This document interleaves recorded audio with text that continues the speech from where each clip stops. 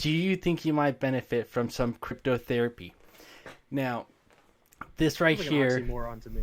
it is, it's a huge topic only because there's certain parts of the crypto market that will always be evident that you'll never be able to rest on this market.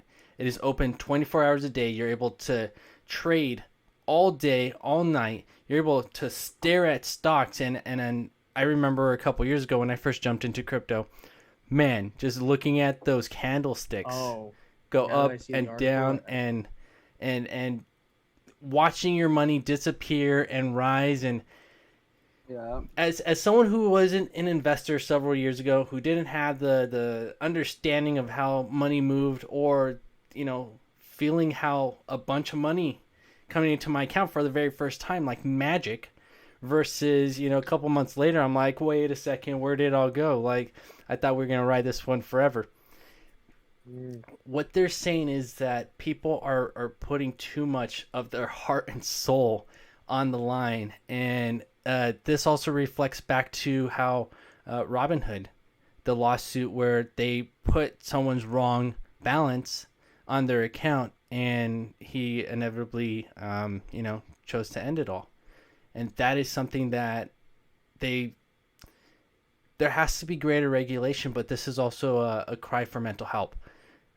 You should not in any way think that your money amount is gonna equate to the value of your life. And if you're jumping in to this market, and this is one of the first times, and for some reason you jumped in when it was 60,000 Bitcoin, right, price point, and now you're seeing it at 32,000, you lost half your money. You're feeling like crap. But that's where I think just bringing awareness to, there is therapy out there. There is people to talk to, and there are patterns in which for you to learn. If you lost a bunch of money, I'm guessing you probably jumped in blinded, without any research, without fully understanding what type of market you're jumping into, and you're looking like this guy holding his head. Um, I don't think this is talked enough about, but I think mental health in the trading in stock markets, I believe it could become a very toxic environment, and this is something that should always come to light. Know how to regulate your feelings, know how to manage your risk, and know how to take care of yourself. Um, so this is a quick point here. When you're trading cryptos, you're gambling. So let's do an experiment. whoa, Take a bunch. whoa! Take a bunch of your money I'll mute my and go to mic a for this one. casino. Take a bunch of your money and go to a casino, and gamble all night and see those ups and downs, and tell me how you feel afterwards. It's the same exact feeling that you get when you gamble buying and selling cryptos all the time. The highs are very high and they send lots of dopamine into your brain. The lows are very low, and the negative utility is so great that usually the damage that you feel, the pain you feel for a loss, is usually greater in magnitude than the joy you feel for a win. This will continue over time, just like a drug addict taking hits of drugs. Over time, you'll get less and less diminishing returns of joy for your wins, and you'll feel bigger and bigger amounts of pain on your losses until you can't take it anymore. So, you have to be prudent with how you spend your money. You have to do your research. And above all else, you need to assess the type of human being you are to therefore understand your risk appetite and the type of investor you want to be. And you also have to understand that you're not investing in cryptocurrencies. You're trading, you're speculating, you're arguably gambling for many of them. So you have to understand that if that's what's happening, you need to understand the components of that type of activity and how that type of activity affects your brain. So take a couple of minutes and do some research into how these types of activities affect your brain to understand what your limits might be, and then compare who you are as a person and the things you know about yourself, and overlay them on top and say, am I the kind of person that can spend 4 hours doing this or only 1 hour doing this? Based on the effects of these activities, how much break time should I get? How much risk should I incur? How much can I stomach? These are all questions you should be asking before you start putting money into the market. If you don't, there's a good chance you're going to make big mistakes and it's going to hurt really bad. So, Any yeah. advice, Jeremy, from yours? Thank you. That's some great advice. I mean, Wyatt really said it all. It's all about knowing the game, knowing that if you put in your money, it's not going to be a sure thing. Like you're just like, oh yeah, I just watched the movie what is it, Wolf of Wall Street. Hey, they made it big. Right. I can make it big too. Penny No. stocks. Yeah, that's pretty I much only do what you're penny doing. stocks. You're investing in the equivalent of penny stocks when it comes to risk, and though a lot of retail investors are now getting into the market, it also comes with that quick mentality of instant gratification.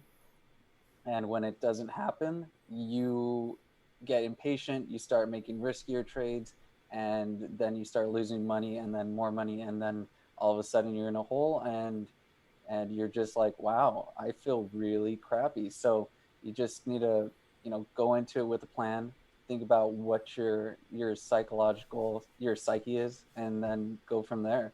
And So- it's not for everyone. The game's not for everyone. No, Right. no, it's and not. and it's important to know, like, the reason why, if you look into a room and you see a bunch of lions in there, you're not going to just go on in there and hang out, is because through a life experience you've known to equate that with a certain amount of danger that you're not willing to take on at the hope of any reward of being able to hang out in that room full of lions.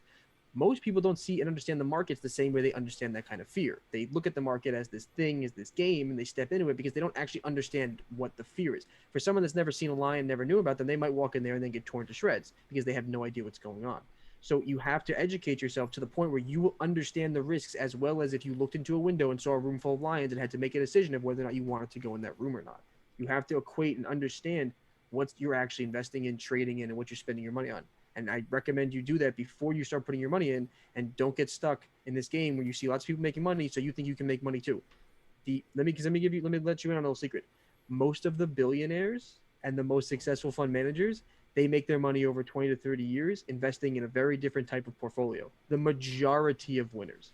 Yeah, they're always, the news is going to highlight the couple of handfuls of people that won. Statistically insignificant relative to the number of people that are stably wealthy as a result of the way they invest. So keep that in mind. But when you jump in and say, I'm going to miss my chance to be a millionaire, there are tons of millionaires and billionaires who don't ever trade or act in that way and are very well off. Good. So Yeah. use that as a way to soothe yourself and remind yourself this is not the only way. Yeah, I think you hit a good point.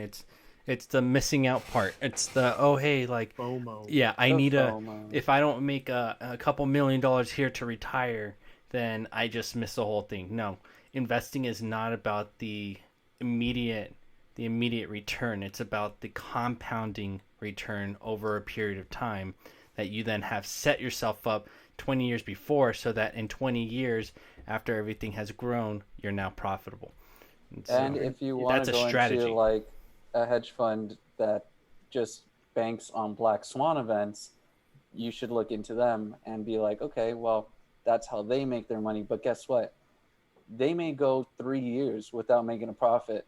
And then 1 year they're just like, Boom. hey, we just went up 150% Yeah. in the year. And they can also disappear from existence. And if they don't can also play their disappear. event. Like they're Black swans, losing, yeah. black swan. They're also hedge not black funds. swans anymore. Everyone wants Yeah, to call them black no, swans. they- If you have it's a black just- swan every 5 years, it's not a black swan. It's not a rare event. I've had like 5 black swan That's events true, happen in my yeah. lifetime. I'm 26 years old. And that's I- where Yo, that's that's that lucky. That is instant absolutely lucky. gratification, Oh, I don't that feel lucky. Yeah. The big bailouts of all my future tax dollars, like lucky me, You're lucky me. Please keep borrowing against me. Yeah, my children don't need a future. Go ahead, take it. Mhm. Take it. Fuck those kids. Yeah, take it.